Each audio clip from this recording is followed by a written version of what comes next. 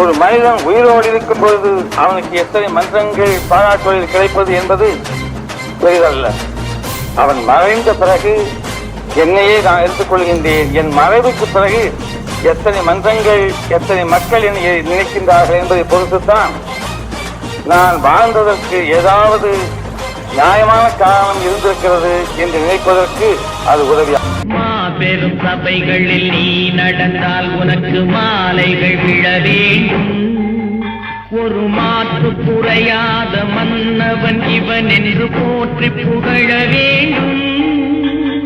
மாபெரும் சபைகளில் நீ நடந்தால் உனக்கு மாலைகள் விழ வேண்டும்.